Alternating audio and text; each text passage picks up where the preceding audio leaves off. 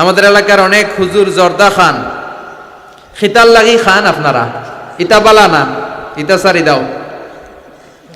জর্দা খাওয়া কি জায়েজ? আপনার মতামত কি?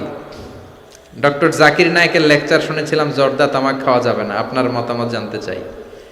জি, ডক্টর জাকির নায়েক ঠিকই বলেছেন, জর্দা তামাক খাওয়া যাবে না।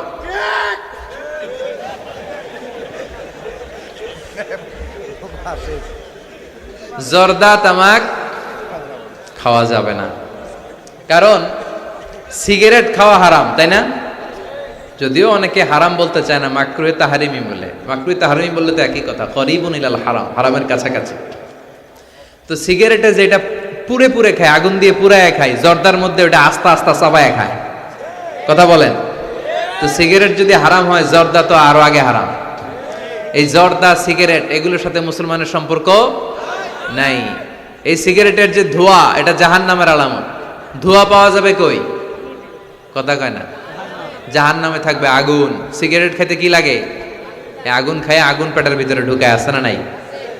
পৃথিবীতে সিগারেটটা এমন একটা খাবার, এই একটা খাবারে শুধু টয়লেটে বসে খাওয়া যায়। কথা খুব কা, তাই না? সিগারেট ছাড়া কোনো জিনিস কেউ কোনোদিন টয়লেটে বসে খায় না, শুধু সিগারেটই খায়। আবার সিগারেট হয় টোবাকো প্ল্যান্টস থেকে, মানে তামাক পাতা থেকে। তামাক গাছ আসেনি এখানে? তামাক গাছ যেখানে চাষ করে ওইখানে কোনো বেড়া দেওয়া লাগে না, ওটা ছাগলও খায় না। ছাগলেও খায় না, ছাগলও মুখ দেয় না। তো যেটা ছাগলে খায় না, ওইটা আশরাফুল মাখলুকাত খেতে পারে? কথা বলেন। আচ্ছা, পৃথিবীর এইটাই একমাত্র পণ্য যে পণ্যের গায়ে এই পণ্যের বদনাম আর দুর্নাম লেখা থাকে। এটার গায়ে লেখা থাকে স্মোকিং কজেস ক্যান্সার, ধূমপান কর্কট রোগের কারণ, ধূমপান করলে ক্যান্সার রোগ হয়, আছে না নাই? আচ্ছা, কোন চকলেটের গায়ে যদি লেখা থাকে এই চকলেট খাওয়া মাত্রই ডায়রিয়া হয়, খাইবেন? কমু তোরটা তুই খা, তোর ডায়রিয়া হোক।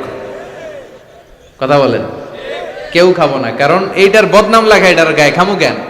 কিন্তু সিগারেটের মধ্যে বদনাম লেখা থাকা সত্ত্বেও মানুষ ধোয়া করে খায়, আর জর্দার মধ্যে এটা আস্তা খায়। এই জন্য সিগারেটও খাওয়া যাবে না, জর্দাও খাওয়া যাবে।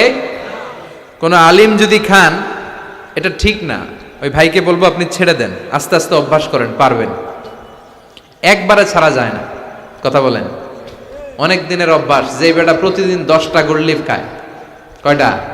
আরে কালকে যদি ছাড়তেই হবে, ওকে আমার মাইরা ফেলান, আমি মরে যাব, তারপরে ছাড়তে পারবো না। ওরে খাইতে দিতে হবে।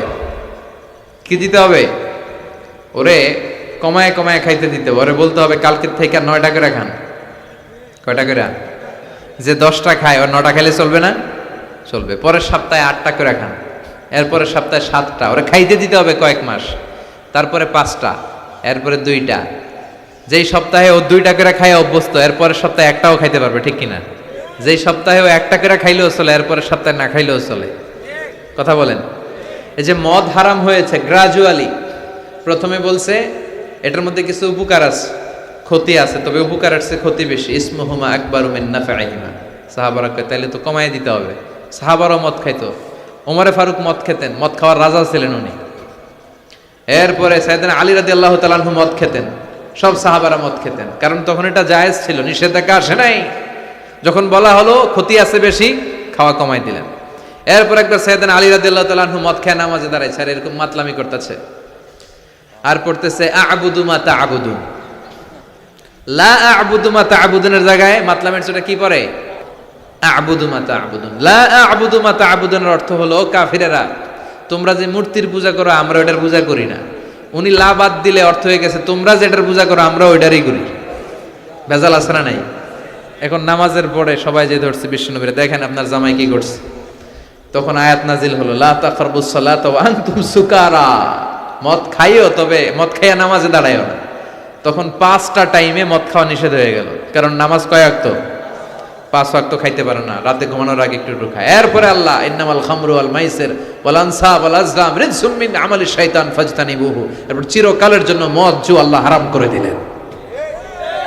আল্লাহ একবারে হারাম করলে ভয়ঙ্কর অবস্থা হতো, আল্লাহ ধীরে ধীরে হারাম করলেন। তো যারা এই জর্দা সিগারেট খান তারা আস্তে আস্তে কমাবেন।